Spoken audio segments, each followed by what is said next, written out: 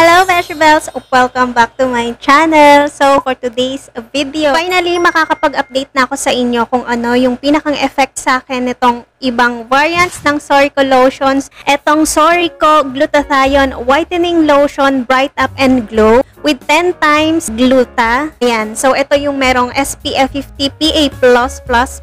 And then yung Sorico Lotion goat milk with glutathione, alpha-arbutin, and niacinamide. So, ayun, may mga gusto lang akong i-update sa inyong iba pang details. Itong 2 lotions ni Sorico, kasi may konting details akong nalimutan na sabihin nung nakaraang nag-review tayo nitong mga products na to. May mga nakabili na rin and may nagbibigay na rin ng kanilang mga feedback.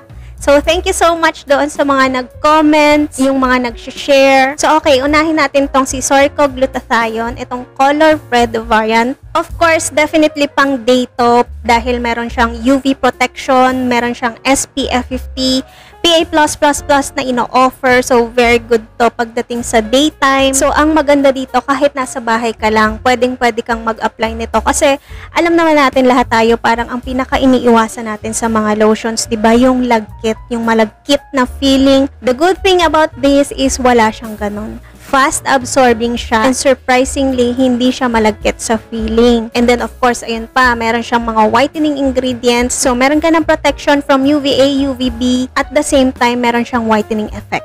Mayroon akong isang comment lang dito na hindi ko na nabanggit dun sa nakaraan kong video kasi parang hindi siya masyadong relevant, but sa ngayon na may mga nagbibigay na sa akin ng feedback, parang gusto ko ring i-share sa inyo. Yung napansin ko na yon, I guess that's a minimal comment lang naman. But, yun nga. Yung napansin ko lang dito, yes, hindi siya malagkit sa katawan, hindi siya malagkit sa skin natin.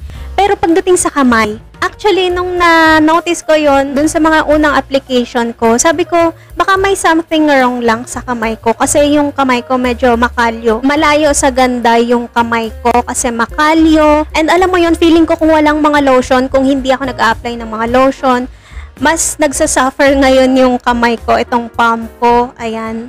Kaya sabi ko, baka dahil doon. Pero, ano kasi, ang napansin ko, specific na lotion dito. At dito ko lang siya naramdaman, yung feeling na, parang ang puti niya sa kamay. May nag-comment kasi sa akin na isang vegetable natin na, napansin daw niya is malagkit siya sa kamay. May sticky feeling siya sa kamay. So, yun din yung napansin ko na tinanggal ko na nung nakaraan kasi, ayun nga, baka, sabi ko kasi sa sarili ko, baka ako lang. I think minimal na comment lang naman kasi yon.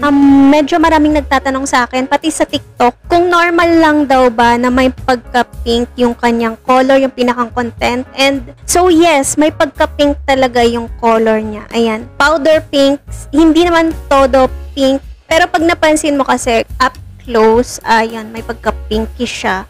Pero may iba din kasi akong nagamit na lotion na parang may pagka-ganon. Parang medyo may tint siya ng pink. So, it's normal. And hindi naman siya kumukulay pink sa ating balat. So, ganun.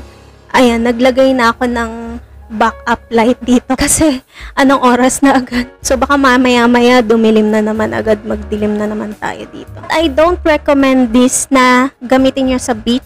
Siguro kung hindi naman kayo super magpapaaraw, okay lang. Kung nandun lang kayo sa pangpang, magpipicture-picture. Alam ko na yung mga eksena nyo na yan. Dahil hindi ako naiiba sa inyo. Alam ko yung mga eksena natin pag nasa pool, pag nasa beach. Pinakamahalaga sa atin yung picture-picture, yung pag-aura. So, kung ganun-ganun lang na mag-e-eme-eme lang kayo, mag-e-emote-emote lang kayo, kung anong kadramahan niya, at hindi naman kayo magbababad sa araw, okay lang, gamitin nyo to. This will definitely protect your skin from UVA, UVB. Pero wag kayong magbababad na gamit o halimbawa maliligo na kayo, ibang lotion ang gamitin yung vegetables, wag to. I don't recommend this. Kung magsiswimming na kayo, okay. Kailangan mas higher protection yung SPF 50 PA++++. 4 pluses. If you can find lotion like that, much better na ganun yung gamitin nyo kasi yun yung merong best protection, skin protection. So, next is, ayan, itong si Sorico Goat Milk. May konting update na ako dito. Nasa almost 1 month ko na siyang gamit is, ang update ko lang sa kanya is maganda talaga. So, ito kasi nakalagay kasi dito is overnight body lotion. So, meant talaga siya. Alam mo yun, pagka-shower, pagkaligo sa gabi, tapos matutulog na. Meant talaga itong lotion na to sa ganong eksena natin sa gabi. And so far, maganda yung effect niya sa skin ko talaga. Pagkagising ko sa umaga, hindi ako tuyot. Talagang nabibigay niya yung purpose niya na mapaplump yung skin mo, hindi ka mag-feeling dry. Yun talaga yung nagustuhan ko sa kanya. And alam nyo, medyo mako-compare ko siya kay Abone Collagen Milk. Diba sobrang favorite ko yan, Beshiebes. Medyo hawig sila. Gusto ko ngang isipin na baka mamaya sister company sila. Kasi sa mga packaging, and then also made from Thailand. So sweet imagination ko lang naman yun.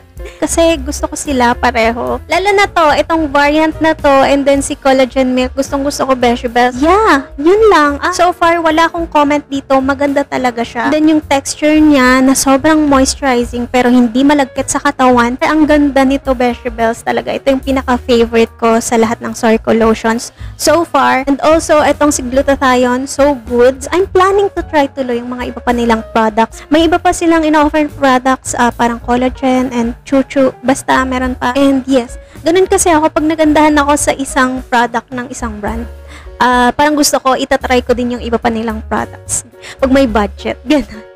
Kung may mga gusto pa kayong ipa-review sa akin dito sa channel natin, let me know in the comment section. And thank you so much for watching.